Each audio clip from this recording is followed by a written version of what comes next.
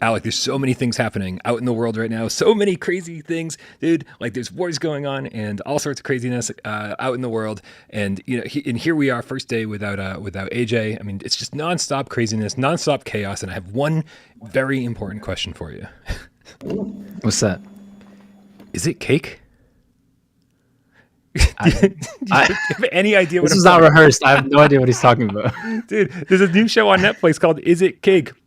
And they literally make cakes that look like items, and you have to guess whether the thing they're about to cut into is real or cake. And I'm so obsessed with it, man. It's not even funny.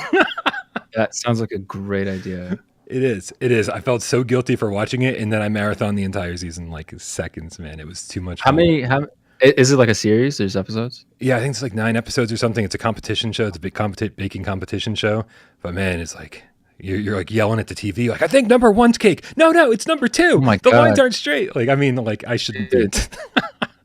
These look so real. Are you looking it up right now? I'm looking at the trailer. Yeah. That's like, listen. While you're watching the trailer, I think we should start the show. Let's do this. Yeah.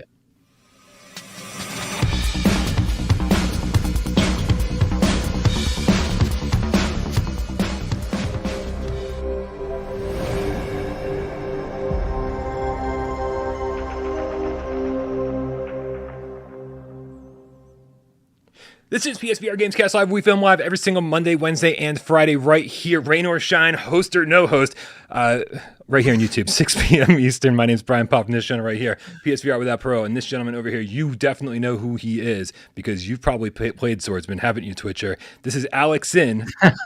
I think everybody knows Twitcher at this point. From Sin Studio. Dude, thank you so much for being here. How are you doing? I'm good, man. Thanks for having me. I feel like this is my second home at this point. I've been here dude, like this is my 4th time or something. I searched the channel for your name. We did a developer interview where I was like super fucking mean. It was like, why did you release these crappy games on PSVR? No, that's valid. That was a good question. And you were so nice about it too. Like I was, as soon as you answered those questions and you were like humble and super nice, I was like, this guy's amazing. Like you're super down to earth. And then you guest on Viewer Takeover. You were a guest on Gamescast Live before. So yeah, this is like your 4th time, man. Welcome home. This is where you belong. I hope I'm getting better at it. I don't really do these kinds of things often. Dude, I've done 3 of these a week for the last 17 years, and I'm still not getting better at it. So you just fucking put your feet up, have some coffee, order a pizza, and relax, man. Don't worry about anything. Dude, a lot of people in the chat, man. Everyone's screaming your name. I feel like there's people out there with holding their lighters up, chanting. Alek. Come on. Let me actually. I didn't have chat open. Let me pop it up right now. Right I'm sure people are gonna have interesting things to say. Oh, I'm sure. If anybody missed Friday's show, AJ had to step away from the channel for a little bit. He got a new job, so everyone please send your best well wishes to AJ. Congratulate him. He is kicking ass. I assume today was day 1. I haven't heard if it went well. I'm assuming it went well. Fingers crossed. But so he had to step away from the channel for a little bit. He a full-time job means he'll probably come back for like 1 day a week if he can make that happen. But in the meantime, we're going to have to like mix things up and get people like Alek who are doing way more important things like making the games that we talk about. We pulled him away from his very busy schedule to be here.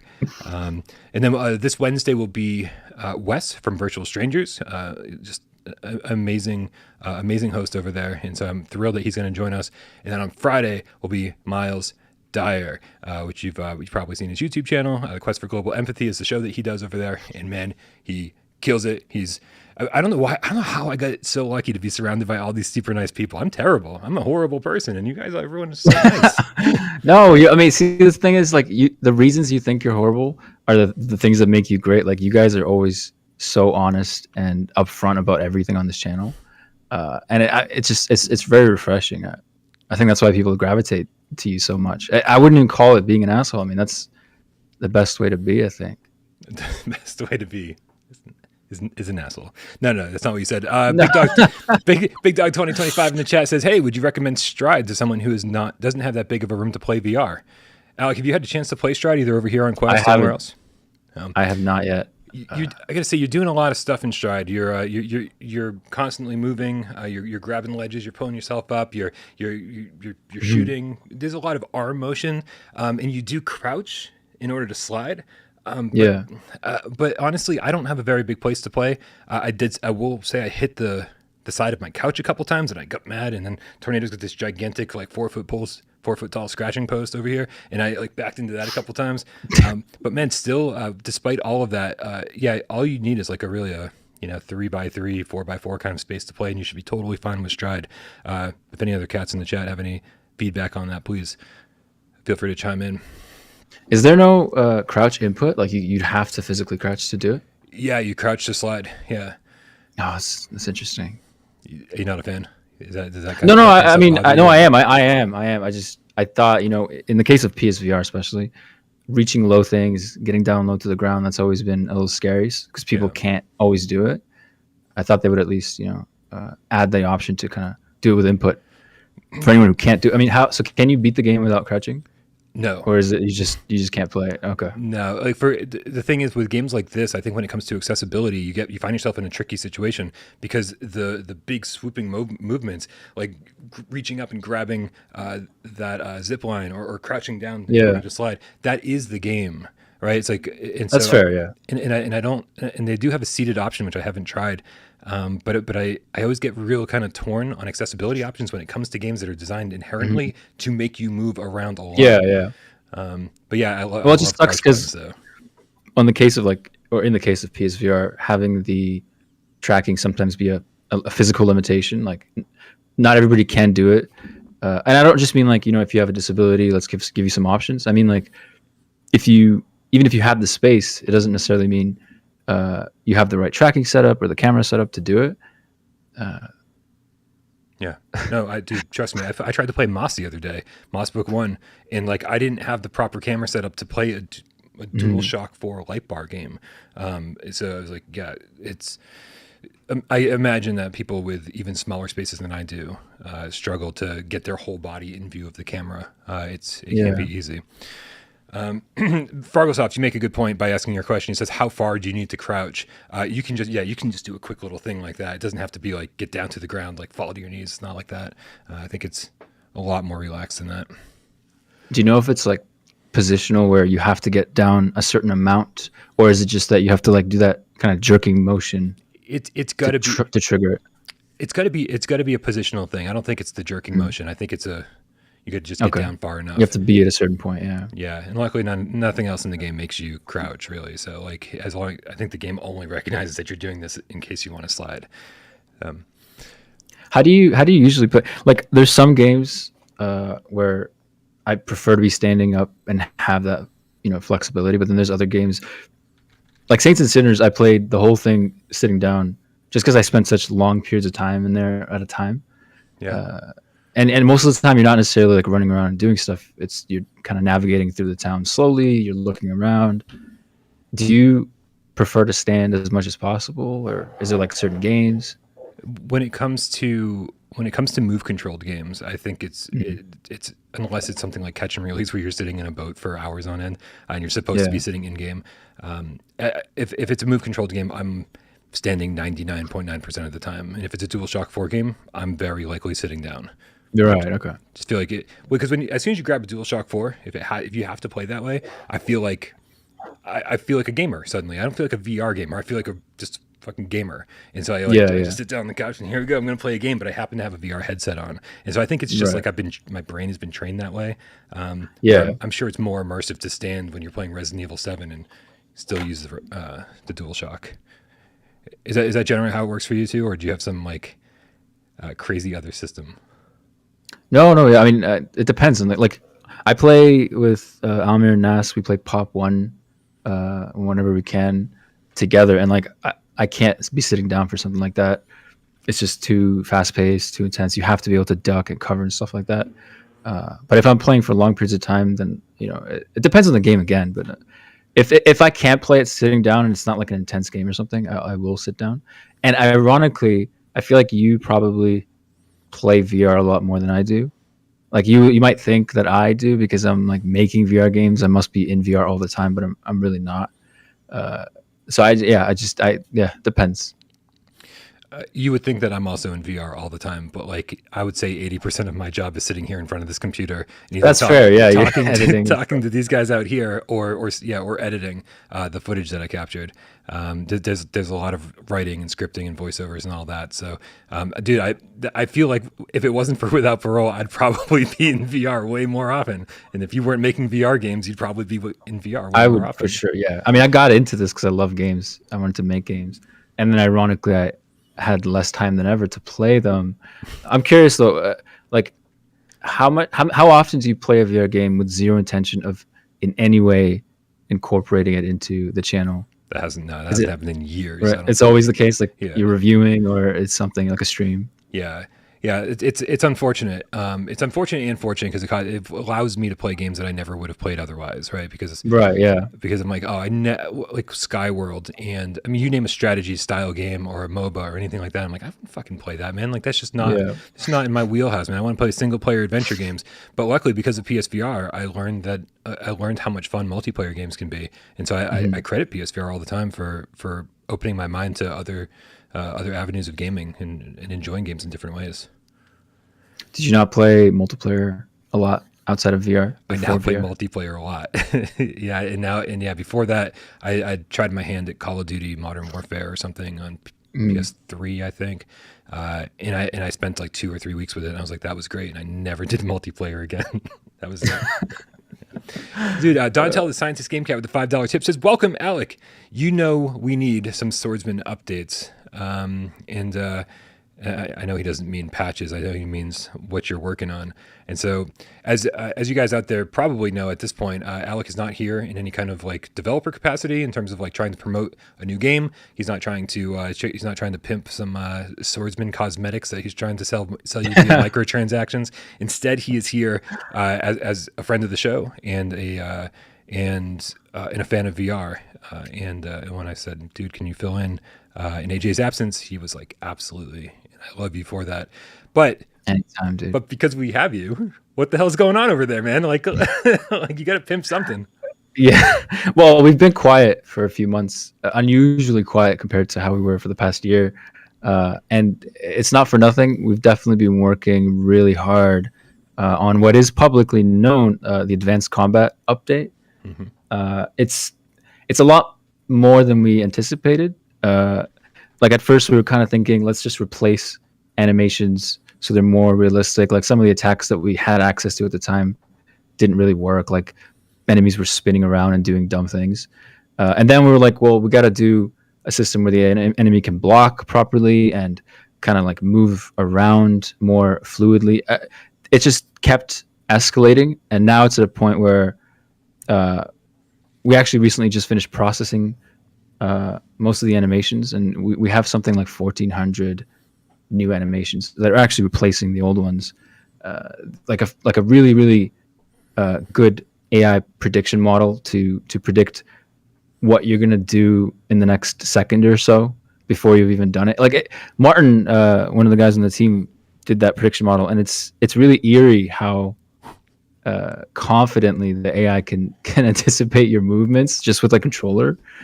Like as soon as you start attacking, the AI already knows what the attack will be, and pretty effectively, which is insane. But anyway, so it's a huge thing. We've scrapped a lot of code. We've had to rewrite a lot of stuff. It's kind of like a new game at this point, and it's just been really busy. Like all of us have been working really hard, which is why we've been quiet. Yeah, well, in the next few days, actually, in the next 3 days, we're gonna announce the release date, and you can expect it in the not so distant future. We're almost there. Nice. Yeah, a little. I know people love behind the scenes stuff. I remember messaging you like 3 months ago, or saying, "Man, Swordsman has changed so much since I first reviewed it. I think I'm going to finally get my re-reviews, my review addendum videos up and running. I needed to get a template for working for that, and I was like, and I think Swordsman should be at the front of the list, like in order for to get a re-review out there and kind of tell people all the updates that have happened." And you were like, don't. Like, not yet. If you're going to re-review Swordsman, hold off a few more months because there's like even bigger changes coming. And I was like, wow, that's like for a developer to be like, no, don't give our game that kind of like, spotlight or that kind of attention right now because really big things are coming. That's all you needed to say to me. Like that spoke to me, and I was like, wow, you got some cool things in the pipeline. Yeah, it's a whole new game at this point, and it would have been a waste of a re-review, because then we would have had two reviews on what kind of would seem at that point like the same game. Yeah. Yeah, it's a lot. I mean, if you're still gonna do it, I'll give you a heads up on when that's coming, and maybe even give you early access and stuff like that. But yeah, I don't even know where to begin. We'd have to do a whole Gamescast just on that update. Nice. to even begin to scratch. You know where to find me, man. We'll definitely get you back when that rolls around. Nihilist Ryan, the Game Feeling, the $5 tip says, Alek, with the success of Swordsman, I'm just wondering when we can expect Gunsman, Tribesman, or my personal favorite, Space Flightsman. It's a good strategy. Man, the sequel to Swordsman was not what you expected. Yeah, it's in the future. I like it. I'm totally on board, dude. We need to get this show rolling. We've got so much stuff to talk about. But thank you for all the Alek love out there. So I was a little nervous. I was like, man, people don't like change, but they do like you. So it kind of balanced out. Yeah, I mean, I'm overwhelmed. I don't even know what to say. Well, you don't have to say anything because, dude, we got to talk about what a big week PlayStation VR has this week. And I will say that, we've had a halfway decent year already with Wander and Zenith coming out, even Republic, which I don't think anyone was actually excited about, turned out to be a really great Metal Gear Solid style stealth game. I think we all walked away from that pretty impressed. So, but then this week it just keeps amplifying. And this week we've got Moss Book 2, we've got Transformers. Are you excited for either of these games? You say you don't get to spend as much time in VR as you'd like. Yeah. Did these work for you? Well, I mean, AJ's in the chat, so I'm going to get this over with. I haven't played Moss at all. I haven't played Moss 1. I was telling you earlier. I would like to. Like a single player adventure game like Moss is right up my alley, and I would enjoy it for sure. I just haven't played it yet, so I don't really know what to expect of Moss Book 2. Is it more of the same? How have they changed things up? AJ's probably going to be upset. Yeah, oh, dude, the cats are turning on you one by one. Oh no! All of that love that we started off with is being lost. As we speak, it's over, man. I should have spark notes Moss. No, but actually, it's funny that you bring that up without even having played Moss Book 1. You bring up my biggest concern. My biggest concern, 100%, is that it's just going to feel way too similar to Moss Book. Moss Book 2 is going to feel too similar to Moss Book 1. It's very similar in terms of the camera angles, the whole diorama feel. The third person combined with first person controls, which is fine. It's sort of edging out its own niche genre. In VR, which is still sort of in its infancy, and there aren't too many games that perform like this. So doing another one isn't the worst thing in the world. But I just played through all of Book 1, and as excited as I am to see the story and see what they add to it, I'm a little concerned that Book 2 is just going to feel like Book 1, despite having been in development for 4 years. Can it do Moss Book 1 isn't your typical sort of indie title that's kind of janky maybe or something. With a game like that, to the degree of polish that it has, how could you? I mean, I can't comment on this because I haven't played Book 1, but how could it improve? What could they do differently? Because sequels are always tricky. If the first one's done really well, in this case Moss, what would you have liked to see different in Moss 2? Well, it was funny because when I talked to Cooley Callahan, who's the one of the artists over there, the principal artist at Polyarch, I asked him. I said, "Are we going to see something like a perspective change? Are we going at different points in the game? Are we going to get down to ground level and see this diorama style world, but from Quill's level? So to see what this this giant world looks like from a mouse's perspective, which I think would be cool because we always see it from a human perspective looking down into the world." And he goes, "Oh, I didn't think of that." I was like, "You've been working on it for 4 years." I'm like, "I just thought of that off the top of my head." So those are the kind of things that concern me just a little tiny bit, But they talk about sort of Metroidvania exploration, reasons to backtrack and open new areas with new abilities that you find, which wasn't the first one was super linear. And so as far as I'm concerned, that might be enough right there, as long as the story's different, which it obviously will be, and the boss fights are fun.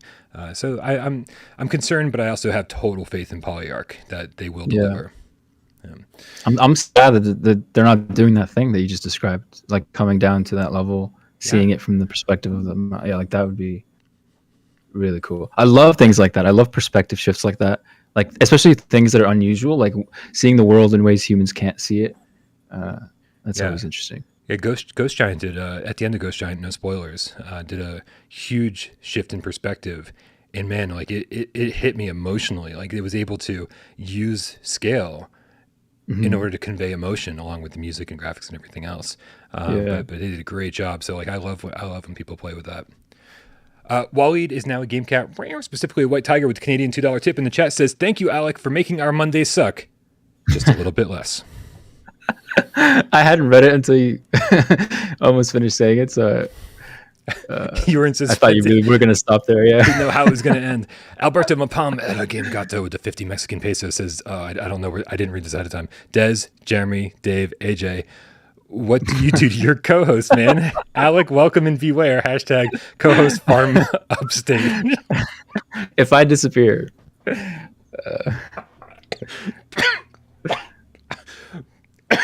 I don't think I'm going to recover from that one. That's too funny, man. It is sort of funny that I'm leaving like just a trail of bodies in my wake. Wow. Okay. It's gonna be a Netflix documentary about this. Oh God, I hope so. Oh, and they've got so much footage to use too. I always wonder where they get all that footage from, and now we know. It's all YouTubers. Yeah. Wow. But yeah, man, Transformers is coming out too, and I don't want to talk poorly about a game I haven't played. I don't even like know what Metaphor Interactive is capable of. But are you? Let's start with the basic. Are you a Transformers fan? Yeah. I mean, it's hard to not. I mean, Transformers are a thing when I was a kid, so it's really hard not to be in awe about the big robots. I remember when the first Transformers movie came out. The graphics, like it's just there's so many core memories for me with Transformers over the years. That and I'm speaking as a gamer here. I'm gonna throw away the dev thing for a sec because I feel weird criticizing other devs for subjective things. I'm not very optimistic about this game. I mean, when it's a rail shooter, I feel like for a Transformers game, it could have been so much more. And also Metaphor, I don't really know if they got the license, if they bought the license, or if they were contacted to make the game. But they seem like a weird studio to have do this. So there's a lot of unknowns and reasons to be concerned. I even look at minimum, we could see Transformers to scale in VR. If they're animated well and the surroundings are done well, it could be fun. But I still feel like I'm gonna wish it was more than a rail shooter. I don't know. How do you feel? I'm okay with the rail shooter aspect. In fact, I love light gun shooters. I feel like that's pretty much the reason I bought the moves in the first place for the PS3. Yeah. Me too. Yeah. Like I have a collection of Namco GunCon 2 big boxes from the PS2 era, Time Crisis and Vampire Knight, all that stuff. I just love light gun shooters.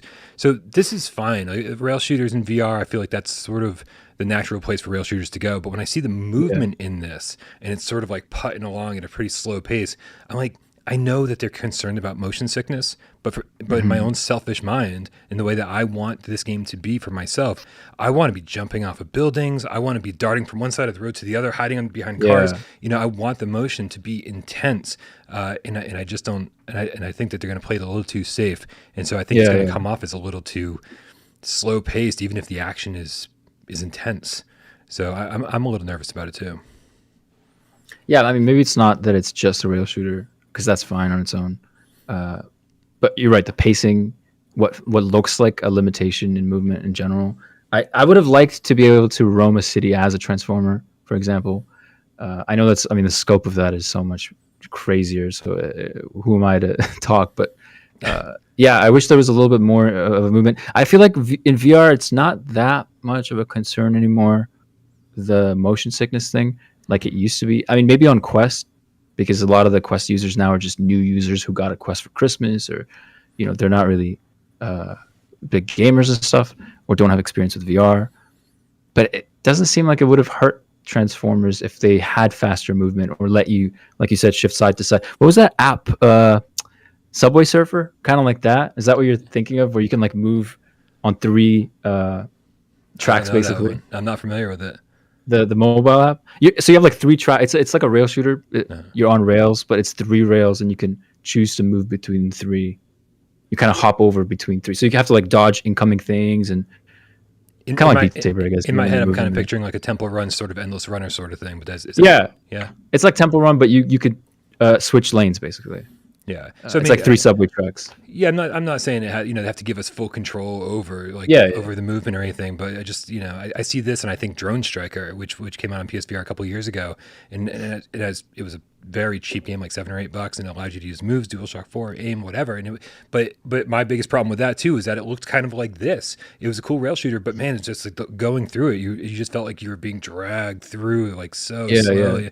Like, man, I need some more excitement in my games. We're playing Stride, we're jumping off of buildings, we're grabbing onto ledges, we're pulling ourselves up. Like, give gamers a little bit more credit. Although, please in the chat, sound off if you still suffer from motion sickness, and if you do, let us know how long you've been playing, because we certainly want to know. Like, we don't want to sit up here and be like, well, we've been playing VR forever and we know what's right. I feel like everyone of course should be able to have a voice on this.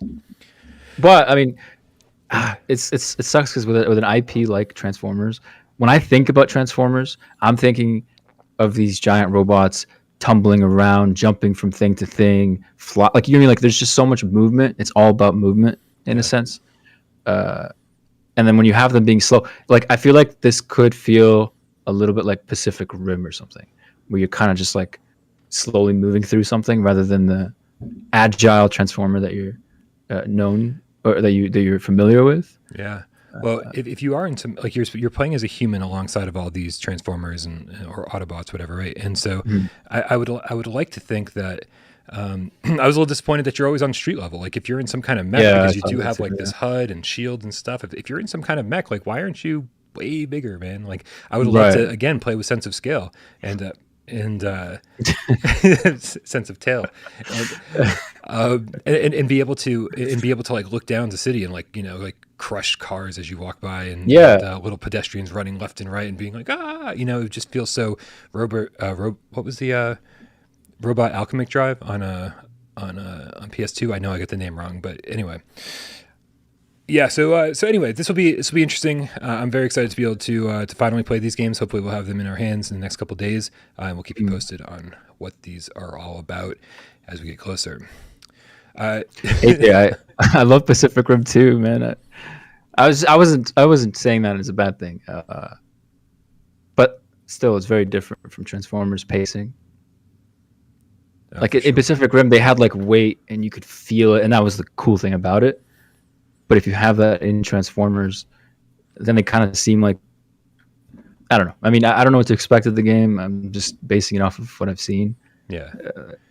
You would think in a trailer or a teaser they're trying to put their best foot forward, and if this is their best foot, that's the thing. Then, man, do I have my fingers crossed for them? Like, best of luck to you guys. We're really rooting for any VR developer out there to have a successful game. There's nothing worse than having to play a bad game for review and go, oh guys, so sorry, this sucks. We want every VR game to be successful. It's just not the case. Dude, I'm slowly crossing things off of our run of show as we like hang out and just have like long conversations about things, and I'm like oh, we don't need to talk about this story or this story or this story, because we're just running along on some of these conversations, which is great. I'm so glad, but I would have crossed out our topic about this rumor. These Sony rumors that are going on right now, but I put them in the thumbnail and in the title of the video. So we got to talk about these Sony rumors that are going on right now. Okay. Are you familiar with any of the rumors that are kind of circulating the internet at the moment? Yeah. Project Spartacus probably being the top of the list, or is which one? Project Spartacus. Yeah, I don't know anything, so I can't offer even hints at some of this stuff. But it'll be interesting to speculate. I mean, so you've got to assume that Project Spartacus is going to give us more ways to spend money on PlayStation Plus. Like, that's sort of like, I think, what they're going for here. Mm-hmm. But it seems like all the leaks have been talking about, it seems most of them are probably pretty inaccurate or just totally fabricated. Do you see a benefit to Sony expanding on the Plus formula? To Sony, yeah. I don't know if it'll actually be beneficial. I mean, it depends on what kinds of games we're talking about. But if you end up paying a monthly subscription fee, depending on how much you play, you might effectively be paying more in the long run than you would have if you just bought the games you're going to play. So it's a good move for them because regardless of if you're playing or not, they're going to make that money. And I'm sure they have data on how many people play how many games, how often people on average play games. It's interesting. I mean, in a way, if you play games a lot, it probably will benefit you, given the right kind of library. But right, and so I think this sort of, maybe I should have prefaced it a little differently because I guess we don't really know, like, with any degree of certainty, what each new tier that they introduce will actually include. And so one of the tiers that you're sort of referring to potentially is access to games, not on maybe a Game Pass scale, but maybe if they integrate PlayStation Now into it, then suddenly you have access to PlayStation Now games, and you can stream games, or you have access to some of their retro library over there, that kind of thing, which is interesting. But I've got to say, I don't know how you use your Plus subscription, but the way I use mine is solely for multiplayer games. If I don't get a review key for a game that I'm going to review, I just buy it on day one. And so and so sometimes there's a Plus discount, but like so few and far between does that happen. So like I don't care about the discounts, which most people should care about the discounts. I'm in a unique boat here, I think. I don't care about the free Plus games. Like the Plus games don't matter to me because I add them to my library and then I never play them. And so if they weren't there, I'm like, I don't really care. And so all I really care about is having the multiplayer access. So if they gave me a new tier and say, Brian, we understand that people like you are out there. You don't care about the free Plus games. You don't care about the discounts. You just want multiplayer access. You can pay $6 a month, or or $40 for the year instead of $60 for the year. I would go down a notch on my Plus subscription. I wouldn't want to take advantage of all this other nonsense. I'm just not interested in that. And as a huge retro gamer, I've got like retro games, and I've got an infinitely better alternative way to play all of those games than to stream them on PlayStation Now. So for me, I think the Spartacus thing is, I'm just concerned that people like me are going to end up paying more for shit that they're still not going to use. I'm hoping they find ways to make it more appealing so that more people want to use them in general. But I'm in the same boat. That's the only reason I would use it. And if they didn't make it mandatory, I wouldn't be paying for it at all. If you could just play multiplayer games. No, absolutely. The good old PlayStation 3 days. Yeah. I mean, you have an interesting situation because you have to buy games that may end up being free on PS Plus or whatever, right? For the channel. So, you maybe other people do benefit who aren't going to be buying those games anyways, or who might not be able to. But I'm in the same boat as you for sure. Yeah. So the problem with this whole Spartacus rumor is that neither one of your hosts today actually cares much about it. So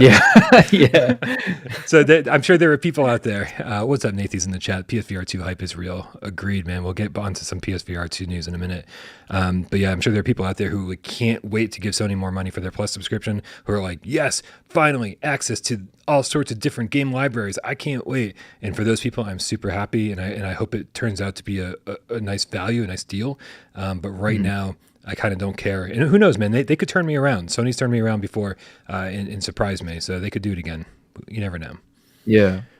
I hope so. The other rumor is that so there's a tweeter out there, a Twitter user by the name of Raytheon, who's been tweeting about a tweeter. He's a tweeter. Right? Is that what they call it? Feels like an insult. I feel like Raytheon's going to show up in a minute and be like, what the fuck did you just call me? Yeah. Right? Keep your fucking mouth out of my fucking... Jeez. How's that not the headline of this show? Right. I can't ask you if you. I can't believe we started the show off asking I you know if what it's the hell. cake. I should have asked you if it's cake. I should have told you to keep my wife's name out of your fucking mouth. I would have got that one at least. I Yeah. can't believe I didn't know about this show. That sounds. I'm gonna watch it like tonight. Oh yeah, no, you're not coming back for 10 hours. I'm not promise coming back. you. You're gonna be like, this is the greatest thing. Where's season 2? We need this now. Dude, every time somebody tells me you gotta watch this show, I Yep. get scared because I'm like, dude, if you get me hooked, like there are gonna be repercussions, real world consequences to this. Yeah. Also, Bad Vegan. If you like documentary series, oh man, that was the other rabbit hole I went down recently. Bad Vegan's a great one. What's that? We'll get into it some other time. I'm sure. I don't Okay. Yeah, we it was so off track. It's not even funny, which is totally fine. Again, I like getting off track. I just didn't expect to get off track today. It's just been fun seeing you again, man. I'm really glad that you're here. Yeah. Anytime, man. I'm happy to be here. We got our buddy Arian in the chat with the 35 cubic zirconia. It says, do you think DualSense will be compatible with PSVR 2 or not, since it will not be needed, since the PSVR 2 Sense controllers have all the buttons? I feel like I'm not allowed to answer this question. Then don't answer the question. I'm going to answer it for you and say, if there are games like Static that exist on PSVR 1 that like just wouldn't feel right, it wouldn't work right without the DualShock, or platformers. I guess the Sense controllers. I don't know. I'm gonna bet that there are games that will not require much tracking from the DualSense, and I bet some games will be compatible, and that's as far as we're going to go with that conversation. That works. Dude, the other rumor is that the tweeter, Raytheon, saying that Sony was going to buy another VR studio, and his claim was that it was going to be a Chinese VR studio. Now, he seems like he's got some mixed messages over there, and in that it's very possible that the VR studio that Sony just bought was actually Haven, who headed by Jade Raymond. And so now he's making claims that it's possible that Haven Studio, that their game will also be PSVR 2 compatible, a hybrid game, as we've been talking about for quite a while now, since August, when the developer summit happened. It's when the hybrid games leak happened. You know what, man? I was going to save this discussion to the end of the show, but I've got a question for you about hybrid games, because this is something I've kind of been asking everybody as they come onto the show, developer and non-developer. I think it's a very interesting place we find ourselves in. Do you think indie developers, indie studios, should be concerned at all about PSVR 2? And what I mean by that isn't, like obviously indie games are thriving on PS4 and PS5 despite the stiff competition from AAA games. Everything is good. There's more gamers now than ever. There's more developers now than ever. And somehow a lot of these studios are thriving and doing really well. Yeah. So I don't mean it from that perspective. I mean, this generation, PSVR 1, there's been a lot of studios who have made games. I'm really going to try my hardest not to name any, because I don't want to be insulting during this conversation for any reason. But they've made games in genres that just kind of don't exist on PSVR or VR in general, and that's why they've been successful. Not because their game was all that good, right? They're kind of filling in the blanks of the genres, right? Like if you made a modern military first-person shooter, and this sounds like I'm talking about Alvo, but I'm, kind of not, but I kind of am. It's like if a modern military shooter like Call of Duty existed on PlayStation VR 2, indie devs like Martinpole would find themselves in a brand new situation where they're like, oh, we're not the only game in town. Do you think this is going to be a huge issue for indie devs moving forward? Well, I mean, Av was a good example. Like what they've achieved is amazing. I actually played with Steve like a couple of days ago. Super fun. They're really great over there. But if they were competing in the same genre with a AAA studio who wanted to make the same game, and that goes for most, if not all, indie studios on a small scale like that. Yeah, I don't know if it would be enough. I mean, it would kind of be like if we were going to release Swordsman as a flat game on Steam right now. It wouldn't be able to keep up with the AAA devs, and it would probably get lost in the sauce because, at that point we're dealing with higher saturation of games. It would definitely be a lot harder for indie games and for indie devs. But like you said, at the same time, because of those AAA devs coming into the space, it means more gamers, it means more devs, more games. So there's a lot more going on. It's just that it might be a transitional phase where, like right now, let's say on Quest, if you make a Quest game, you're likely to be successful, even though a lot of people want to get there. There's a lot of competition. Or PSVR, like there's a lot of, AAA games on PSVR, and yet it's still fine. Like, why didn't Skyrim make Swordsman obsolete, for example? I mean, I know they're not the same game, but it wasn't overshadowed because it wasn't saturated enough. So it might get to a point where, like, I don't know, a few years from now, if AAA devs really do prioritize or put enough effort into PSVR games or VR games in general, like it could get a lot more tough for indie devs. Yeah, and I think this is it's one of my favorite questions to ask, because I don't know if we've ever been in a position like this before in video game history. Yeah, it's crazy. Yeah. So I also don't think it's a bad thing that we're asking it. Like, again, it sounds like I'm calling out Alvo, but again, like, Alvo delivered on something that we needed, that we'd been asking for, like this fast-paced Call of Duty style shooter, like that with there's sliding and jumping and everything that Firewall just wasn't offering. And so, like, it filled a very necessary hole, and it ended up doing so fairly well. And especially with all the updates and everything, it's been a decent, above average game, I think, at this point. And I'm just, but I also think that with PSVR 2, every indie or single A developer, even AAA developers, man, I think everyone's going to have to step up their game and just be like, well, this is now a different playing field than we had before. When single A and AAA developers weren't willing to dip their toe into the water because of potentially low sales. I think now the competition is going to be stiffer, and I think everyone's going to have to step up their game more. And I think that's going to be only good for gamers, because I think we've kind of settled here and there. My most recent victim of this conversation was After the Fall, where I was like, yeah, we've been wanting a Left 4 Dead game, but like, I don't think this is the one that we should have gotten. Like, we should have gotten something with a bit more polish and a bit more, maybe could have spent a little more time in the oven, a few more gameplay mechanics, but just felt missing. So, and I don't think we're gonna, like, really feel like we're gonna be happy to settle for these things in the future. And I think that's really good for VR gamers. No matter how you look at it, this is amazing for the gamers. The problem for the devs, like, the most simple way I could put it, is that many of them won't be able to step it up.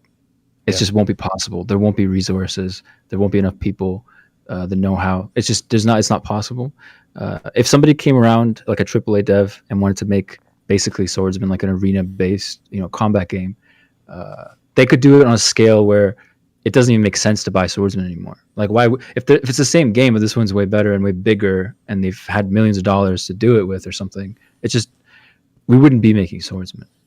We would have to settle for a scope that AAA devs are not going for, and that's what you see now with indie games that blow up on, out of VR, like on just playing them flat. They're usually niche things, experimental things that AAA devs aren't going to risk doing, or just don't want to do because it's not mainstream enough.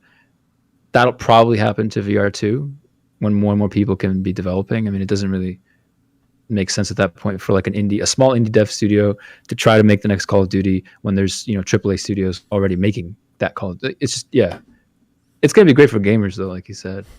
Yeah. I think it'll push the creativity. The indie games that are thriving now are games that people are talking about at the water cooler and be like, no, I don't know if there's still water coolers. I don't think that's a thing. But it's games that survive through word of mouth or flourish through word of mouth. And something like Tunic. Tunic just got my attention recently, and it looks amazing. I can't even play it. I don't, because I got rid of my Xbox. But yeah, I mean, I think it's so much is going to depend on creativity at this point. Dude, we need to talk about the big thing in the thumbnail, and that's what happened at GDC last week. We definitely need to jump over to that conversation, and I swear to you that I've got a video here somewhere that I can play while we're talking about it, even if it's, yes, my breaking news report. Wonderful. There's two of me on screen at once. Amazing. Dude, so GDC was interesting, I think, to say the least, from a PSVR 2 perspective, in the sense that we didn't see PSVR2 and there was no real official Sony presence at GDC. There was no like really any PSVR2 panels run by Sony, right? The one big curious one was the Unity panel, and other than that, it was Greg Rice and Shuhei Yoshida run. I like to envision that they're just running around the show floor, grabbing people and pulling them into hotel rooms. I know it's probably a little bit more, more proper than that, but I like to envision that that's the chaos that ensued. So I know I heard that did happen a lot. I mean, not necessarily with them, but that was going on quite a bit. Like literally just people in hotel rooms demoing stuff and showing weird things off. And which has sort of been always the case with these kind of shows. Like a lot of stuff does happen behind closed doors.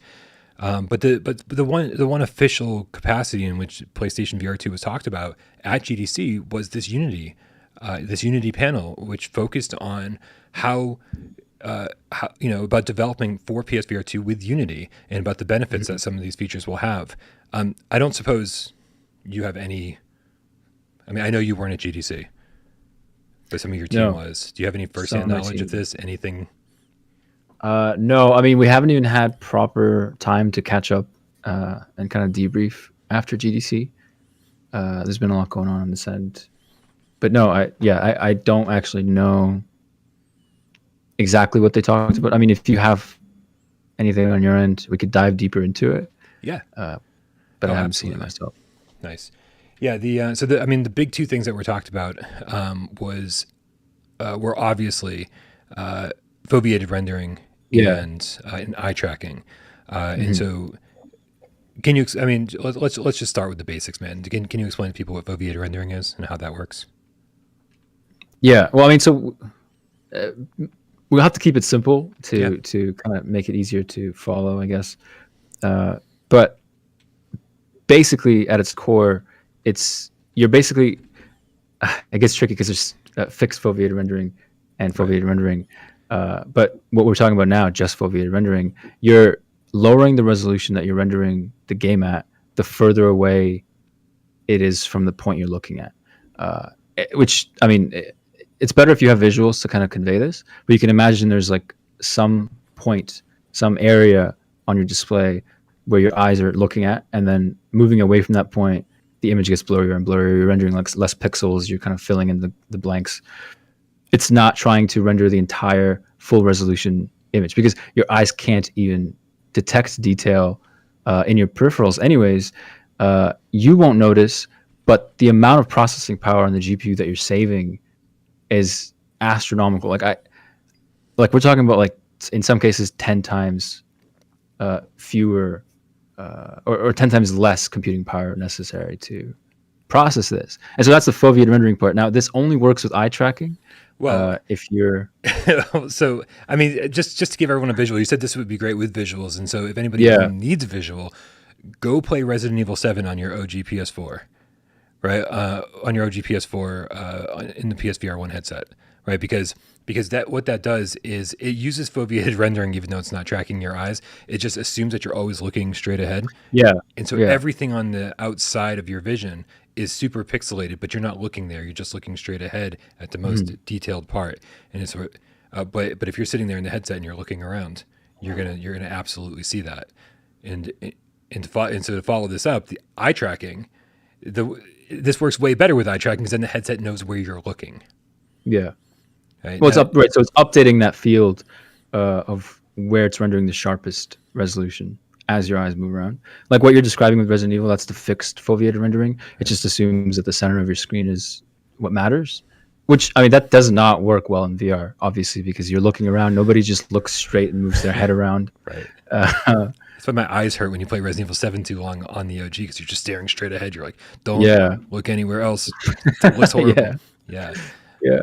This is exciting, dude. Like, this is going to be the biggest leap we've ever seen. And I'm super excited to see what it means, because we're not just talking about making games that we have now run better or something. Like, we're talking about being able to build bigger worlds, to populate those worlds with a lot more.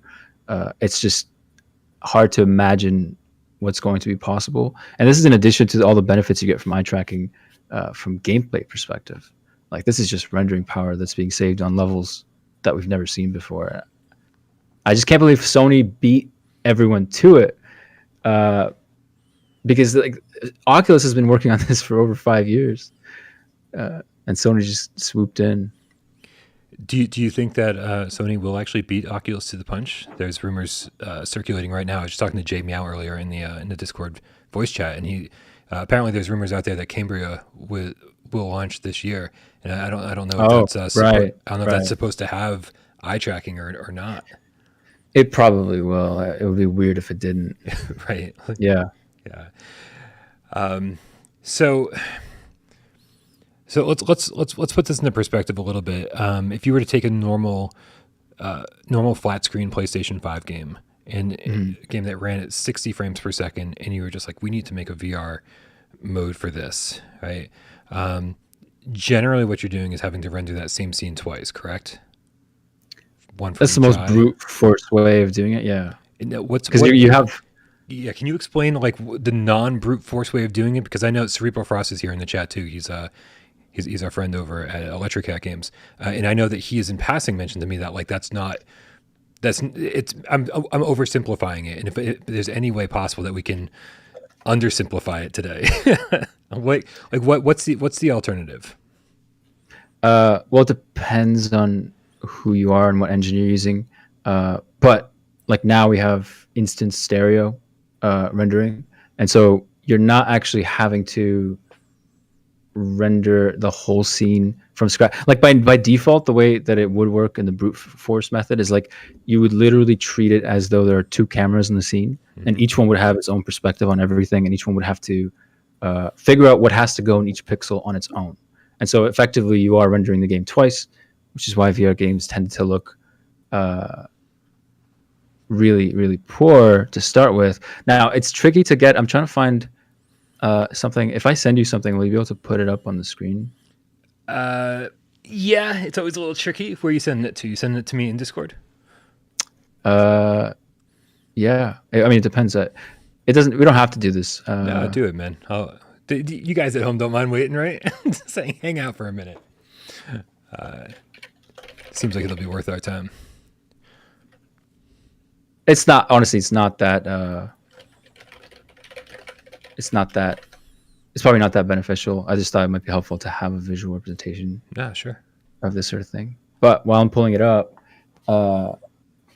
what else did they talk about at Unity that we can expect that you think will? I know the Alchemy Lab demo. You were wondering. Yeah. So the is there a? To me, the Alchemy Lab demo was being used to test some of these things because it is so. It kind of does a little bit of everything, right? And so it sort of puts the processors through their paces because it's demonstrating transparencies and light sourcing and dynamic lights and static lights and a little bit of everything. Is this do you think this is a pretty good benchmark? Is this something that is actually applicable to, like, say, an open world game, or do you think that this is sort of a very specific test case where it's like, oh, these numbers are only applicable in this test case, and if you were trying to run Skyrim, at 4K in VR, it wouldn't have the same effect? Well, you wouldn't be able to, have a system that could predict like what all kinds of games would do under these circumstances. It's just supposed to give you a reference frame, I guess. Like the scene that they're using in the Alchemy Labs demo, it's not the most robust thing. Like if you have an open world game that's way more complicated, like Skyrim, but you have a lot of the things that are just good enough to weigh the GPU down. Like there's translucency going on, there's particle effects, there's a bunch of props. There's enough to get a baseline. And then you want to do the foveated rendering and see, in this case, what the performance boosts are. Now, you can't take that improvement and just say, oh, that's how much better every game is going to get. Right. But it's really good at showing you that, hey, look, like this can give you huge boosts. Right. Yeah.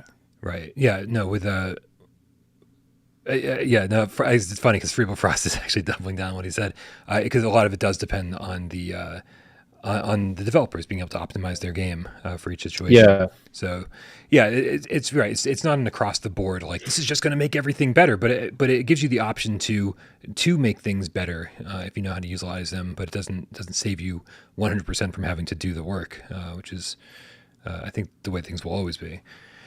Mm-hmm. The other thing, while you're bringing this up. One of the things that was sort of glossed over, I think, a little bit during this Unity presentation, that most people aren't paying attention to, because for the most part, I think people were interested in the CPU and GPU performance and how it would affect that kind of stuff. But at the very end of this Android Central article that I was referencing, they talk about how eye tracking can actually be super beneficial in all sorts of different ways, other than foveated rendering.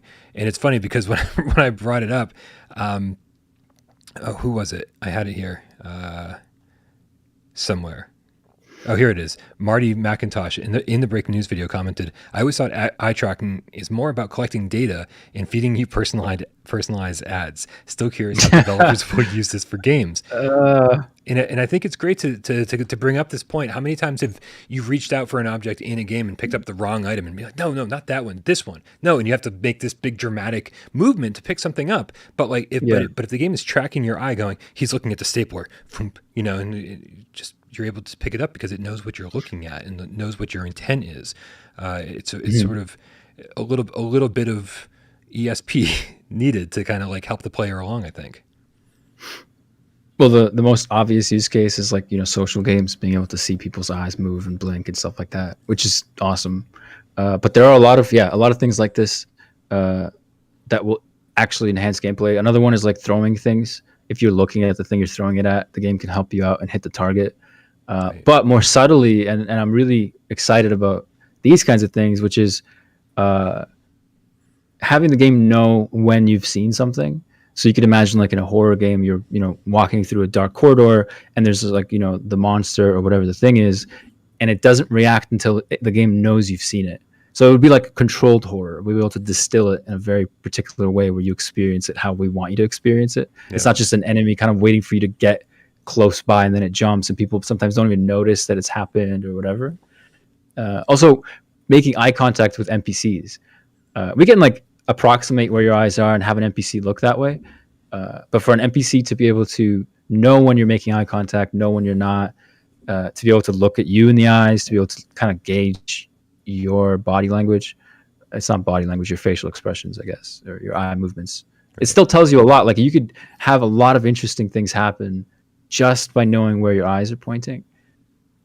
And I mean, this is a whole thing on its own. Like it's just game design. We could talk all day about interesting things to do, like events to trigger when your eyes look at certain things.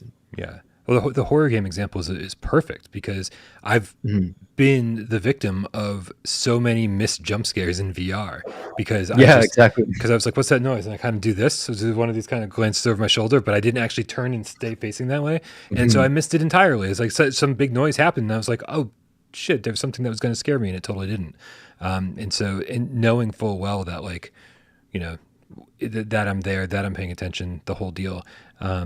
Yeah, to me, those things are going to be super important, especially as somebody who loves horror games. That for me, that's one of the most important examples. But yeah, just to make things, we've gotten so accustomed, I think, to knowing that VR isn't perfect and just sort of dealing with things over the last few years, being like, oh yeah, I picked up the wrong item again. Oh, I tried to grab the flashlight from my chest, but instead I grabbed the map from my chest. One of those things where it's like, I think all of this stuff is going to sort of start coming together and make VR kind of less janky overall. And I think that'll lead to more mainstream acceptance of the medium. I mean, dude, with this kind of stuff, this kind of tech that we're talking about now, especially eye tracking, from a user experience perspective, it changes things in a way where like flat games will never get to. You could tell stories in more controlled ways. One of my biggest fears, especially when it comes to storytelling, is people not seeing what I want them to see when I want them to see it. It could kill the moment, because in VR you can't just have a cutscene where the player just watches like a movie. You have to essentially live through it. I mean, you could do cutscenes in like a flat thing, but I mean, like real VR cutscenes. And it's bad. Like I wish they'd stop that. Yeah. So if you do real cutscenes in VR, like you could guide the player. You could make sure something doesn't happen until they've looked that way. There's just so much potential, and we'll never really be able to do this with flat games to that extent, to make it that immersive.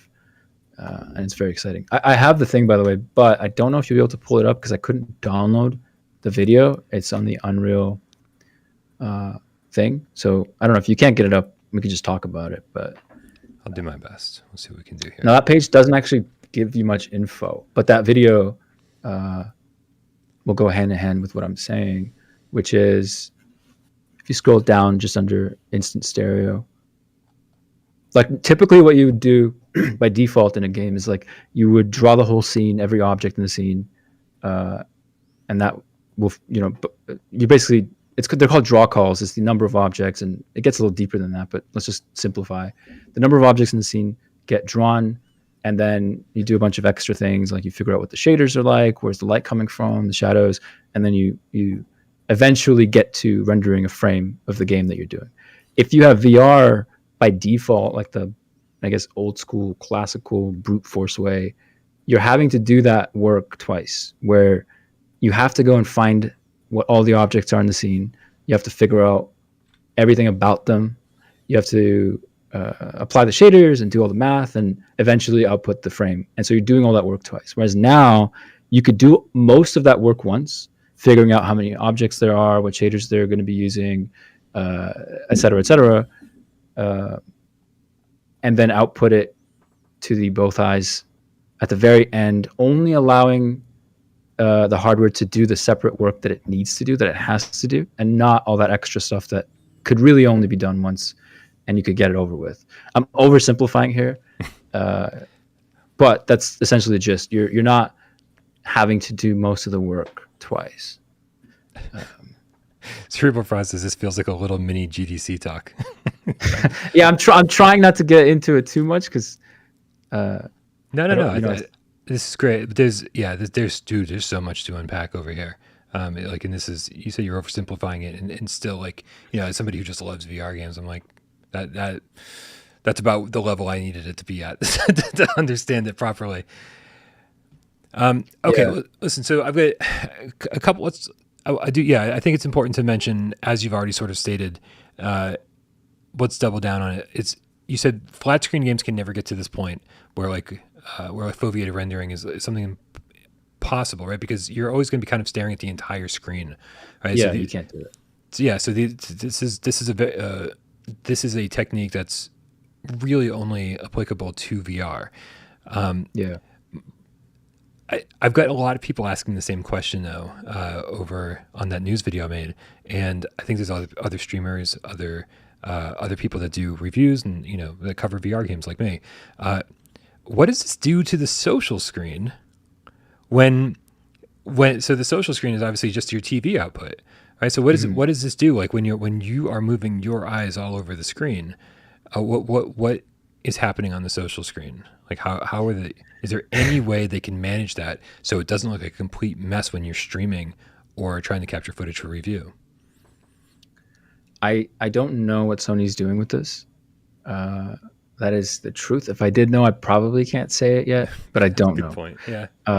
There's no way that they would allow the social output to be blurry like that. It like the when you lower the resolution and you fill in the blanks and stuff when you're doing foveated rendering, the stuff in your peripheral is really ugly. Like you can't tell because your peripherals can't make out the detail and it looks perfectly fine to you, but it's really ugly. It would ruin. There would be no social screen. It just wouldn't work at all. And especially if you're moving your eyes around and people's screens are just like getting blurry in one place, but not, and there's just shifting. Yeah. Like you can move your eyes really fast. People won't be able to watch that. So my guess is that the game will have to be rendered in full for the social screen, but then not in your eyes. Like you're still going to be saving a lot of power there, but I just don't see it ever actually showing up. Maybe they'll do a thing where it's like they'll give you the option to show where your eyes are in the social screen, because then you could do some interesting things. Players could see what you're looking at and how you play. I don't know if they're doing that. There's no no spoilers. Right, of course. But yeah, I don't think they would show you the foveated rendering on a social screen. I don't even think we should be talking about that. That would be an immediate failure.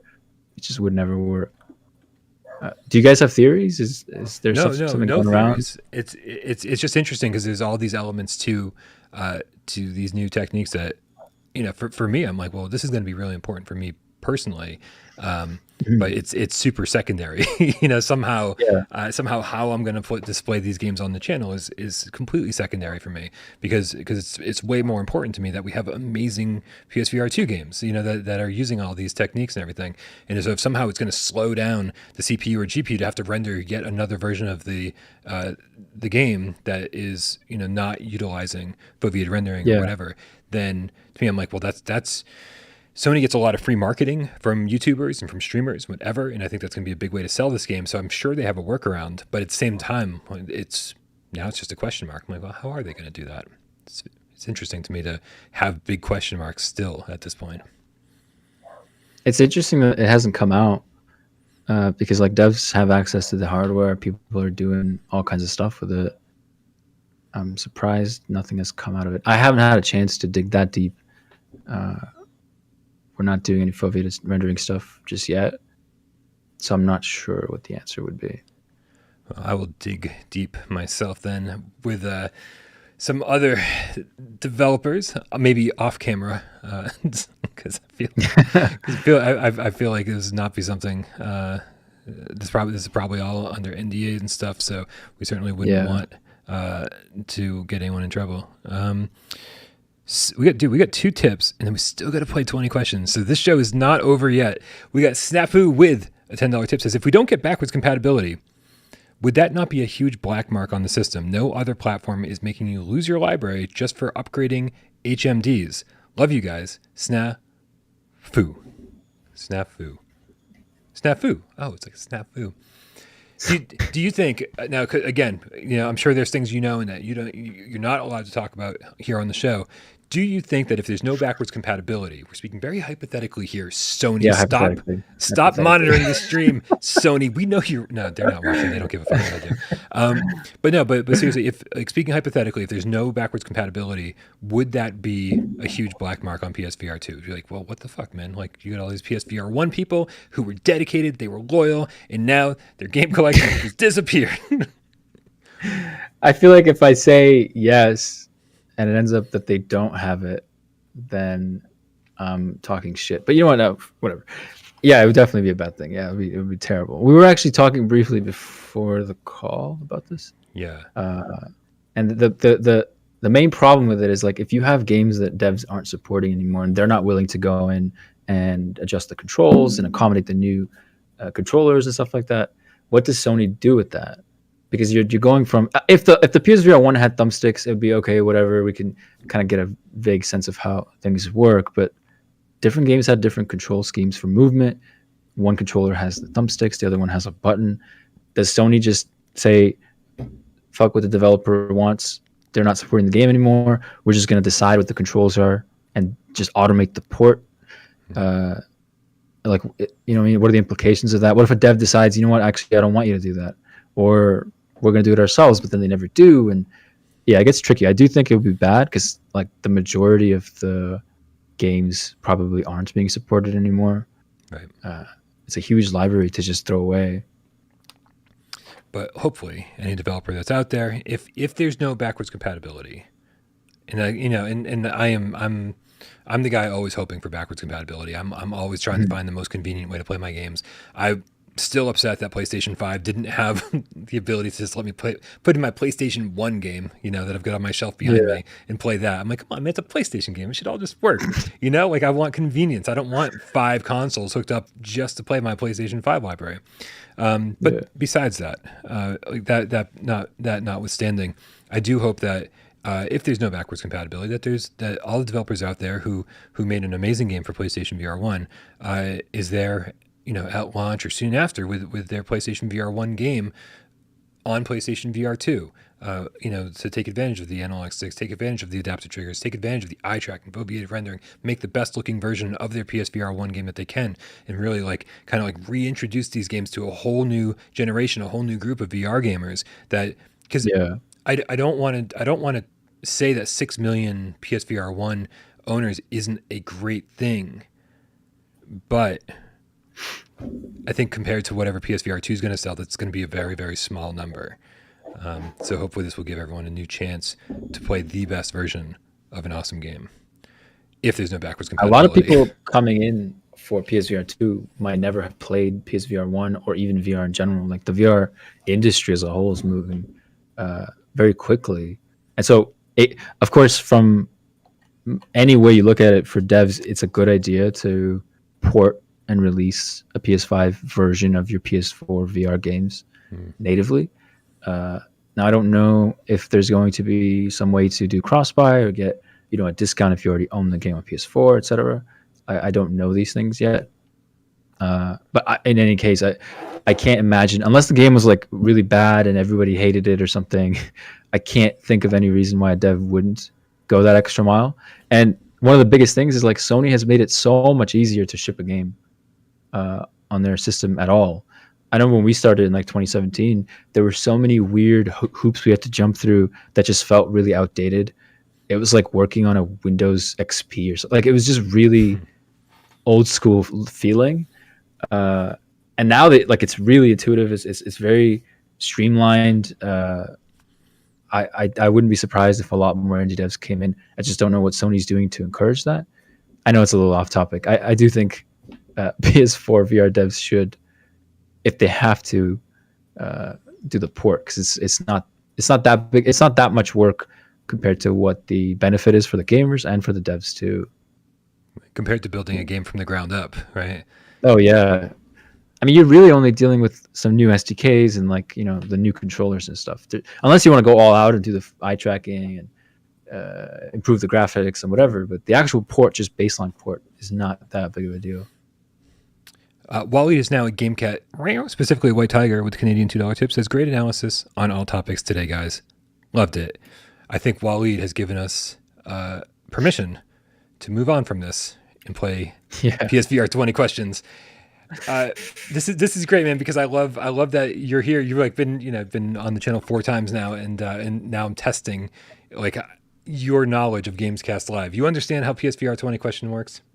Yeah. And so I'm a cat. What the hell? I'm a game cat. You've picked a PlayStation VR game, and you're going to try to stump me. Yeah. But I was gonna. Yeah. What? But you are gonna, unlike AJ, you're gonna answer my questions honestly. Yeah. I was gonna. I remember last time I was here with you and AJ, I was asking questions, and I totally sucked at that. Well, I'm hoping I can get you this time by being the one with the game. The issue is like when we have a guest on, like I don't want to put you on the spot and then ask you about a game that like you've never heard of, and so you're guessing. I'm asking all these questions, and you're going down a path to instant failure. There's just no way around it. So I decided to make myself the victim today and let you ask let you pick the game, and I'll ask the questions. Yeah, I do like this a lot more. I almost made the mistake of picking Saints and Sinners. Then I thought he's gonna guess this game in like 3 questions. All right, you guys, we can cross that one off the list. It's not Saints and Sinners, unless was that a come decoy? on. We don't know. Maybe he's just trying to throw us off the scent. All right. I shouldn't have talked about that yet. Okay, so I'm going to put 6 minutes up on the clock. Alek, you've got to keep track on your fingers, or if you've got a time. Yeah, I've got a thing open. You've got a thing open. All right. Mm-hmm. So I like using my fingers. I don't know what it is. I think it's because I stole this from GameScoop, and that's what Damon does over there. So let's put the clock up on the counter. And guys, I'm going to need all the help I can get in the chat. Please help me out. I love you guys so much. Let's do this. Alek, does it have aim support? No. No aim. No aim support. Is shooting one of the primary things you're doing in this game? No. Wow. No aim. Not really shooting. Is this a rhythm game of any kind? No. No aim, no shooting, no rhythm.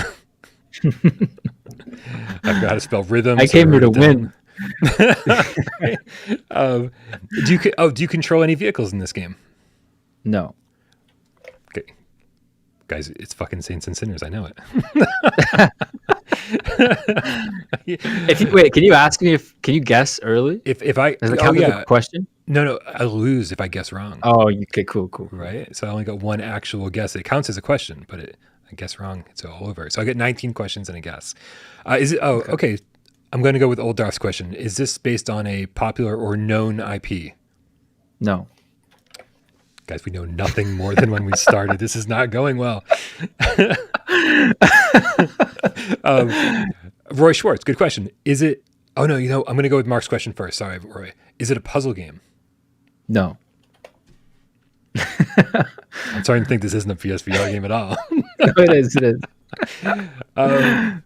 Okay, let's see. Has this developer made other VR games? Other PSVR games specifically? I don't think so. Let's not count that question. Okay, I'm pretty sure the answer is no. Okay. Is it first person? Yes. Finally, we get a yes. It's our first yes in I don't even know how many. Okay. First person. Would you? This is an interesting question. Would you consider this a game? And by that question, I mean, if you're doing things like painting or just relaxing or meditating, those are more experiences or apps. Would this be more? Is this a game? Yes. Okay, it's a game. Well, good. We fucking nailed that. It's a game. That's all we know so far is it's a first-person game. We're halfway to the end. Still don't know anything about it. It's a first-person game. I thought this one would be tricky. Oh, does it have full locomotion? No. Oh, that might be our first big clue. I'm 99% sure no. You're turning more into AJ with every question. Is it good question, PPO. Is it a bad game? Do people universally kind of dislike this? Yeah. Really? Yeah. I feel like that question's gonna screw me over in the long run.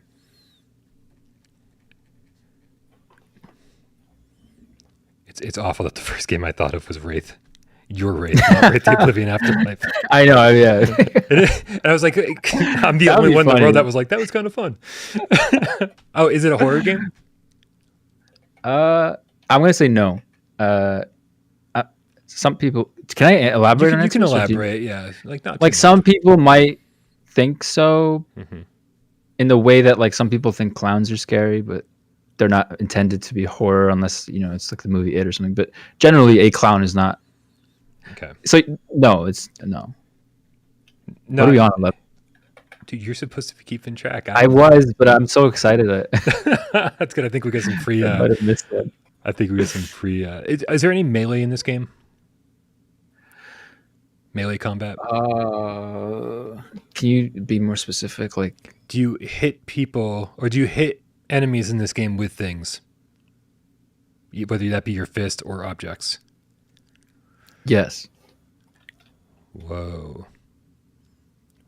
Is this a sports game?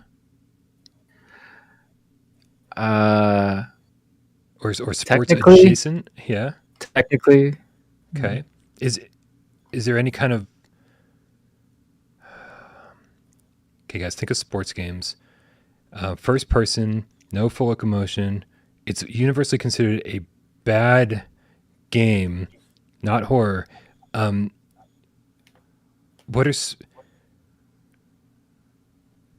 you box in this game? Yes.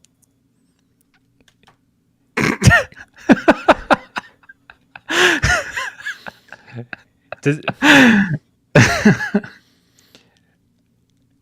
this game have the word box in the title of it? Yeah. Does it also have the word... Is this Boxing Apocalypse? Yeah. No way. Yeah. Yeah. Oh man, that's so good. That's so good. Dude, Boxing Apocalypse it's still neck and neck as to whether this is like the worst PlayStation VR game ever made.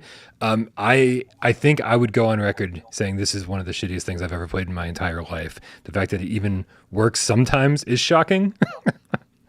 Dude, I remember watching your your first impressions when you were like, "This isn't even worth a review," and just I kind of felt bad. I'm like, oh, maybe the dev didn't mean to make a bad game or whatever. Because I mean, like when we did Wraith and stuff, we didn't intend to make something people weren't gonna like. So, benefit of the doubt from a dev perspective, I wasn't making any harsh judgments. I was just like, maybe they just don't know how to make a good game. Right. Which is kind of, but then I saw the comment from one of the devs and I was like, holy fuck. And I remember looking into like that guy and there's just so much, douchery going on.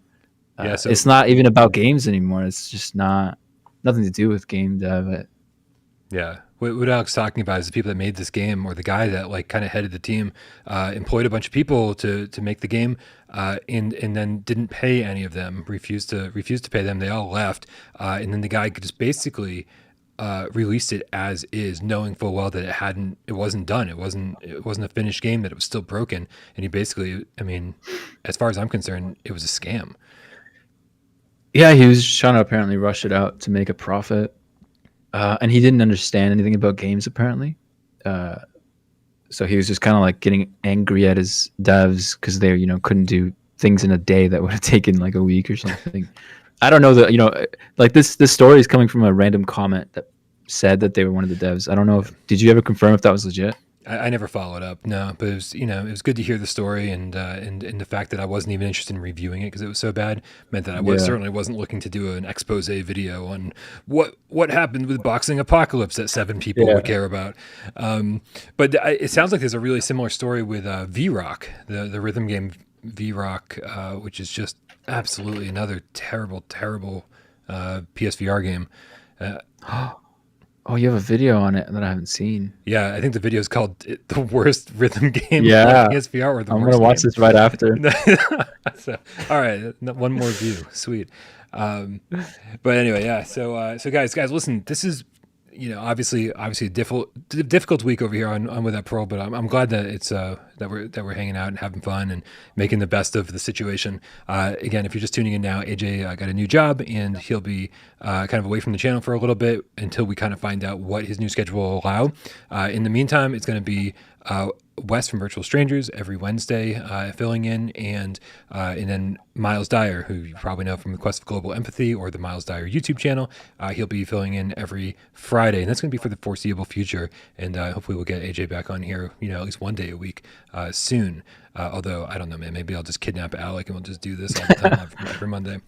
But guys, thank you so much again for all the support during this transition. It's meant the world to me that you're sticking with it and hanging out despite all the changes. There's been a lot of changes over the years, and it just means so much to me that you're kind of rolling with the punches. So thank you to everybody out there. Thank you to everybody who supports me on Patreon. Don't forget you can join our Discord. The link's in the description below. That's where all the coolest cats hang out. Thank you to all the mods. Thank you to Sci-Fi Game Cat Henry, who does the timestamps for this. Thank you to Jay Meow, who uploads this to all sorts of podcast services that I've never heard of before, and ones that I have, fortunately. And of course, thank you to Alek, who donated his time so generously to be here today. Really, really appreciate you, man. It means a lot. It's an honor, man. I think I speak for all Gamecast when I say I can't wait to see what happens, not only with PSVR, but with your channel. There's no better place to get your PSVR 2 juice. And I'm honestly, when they announced it officially, one of my first thoughts was, I'm so glad the PSVR Pro show is going to keep going for another generation. I'm really pumped, man. And thank you. Thanks for having me. I love being here. You got it, man. Well, you know what we're going to do now then. If you've done this before, we're going to do it again. Thank you guys out there. We love you so very much. Time to cue the cat. And that means it's a shout out to... Nah, it's me. Oh, No. you're going to do it? You're going to do it? No, no. No, you do it. You do it. No. Damn. Shout out to Shirley Funk asking where AJ is. We just answered that for you. Nihilus Ryan, the game feline ringer. What's happening? Killa Sam with PSVR goodness. Gabriel 004, the license to meow. Game Cat. We got Mark Pringlesleaf in the chat. Twitter, the I Love Swordsman now. How appropriate that you're here. Game Cat, Rare Neon Groove, GB Brief Dreams Cat, aka Genetic Blasphemy, the abbreviated Dreams Cat, Rare Brax Bro, Road to the Game Cat, Game Cat Cowboy Dan. This I'll tell you right now, this isn't as easy as AJ makes it out to be. Stingray X, we got the VR grade. What's happening, Ryan? We got Reperfected Insanity. Ram says Bravo team sucks. Abso-fucking-lutely. Made by a good team and everything. There's not even a scandal involved there. They just fucked up. We got Darkwing Chuck, the PSVR 2 Sense Cat. Aboxalypse. That's not a thing, but it's kind of a thing. The Fenner PSVR Snapu. Thank you guys so much for all the donations today. Brax Bro, I think I already said your name. I'm saying it again. Got Cerebral Frost, the Boop Cat. Roy Schwartz. Just gonna say it one more time for fun. Roy Schwartz. This is so much more difficult. Hey, what up, guys? I'm fist bump to you. Donatello, the Scientist, Game Cat. We got Old Darth. I'm just going to say hi to VR Grid again. What's up, Brian? Hey, just every time I scroll by your name, what's up again? We got Grid Rider, 3D, Mr. Jägermeister, X __X007. We got Ian Stanbridge, Nicole, and God damn, dude, this is like so ridiculous. Why does AJ do this all the time? What? I would have to take easy. I would take a nap, dude. Like I would have to take a fucking nap if I did this all the time. Like, every Gamescast, I'm taking a nap immediately after. All right, man. Let's get out of here. Thanks again, everybody. We love you so much. See you. What? See ya? No meow? Meow. God damn it. Dude, last time you made me do that. I just suck at it. I'm so embarrassed. Are we still live? Should I meow? Yeah. Oh, we're still streaming. Yeah. We're still streaming. You get another chance at meow if you want. Wow. I don't know. Damn, I'm not a real game cat yet. Listen, you practice and we'll get you back here. I'll practice, next time. I always forget about these things. Good night, everybody.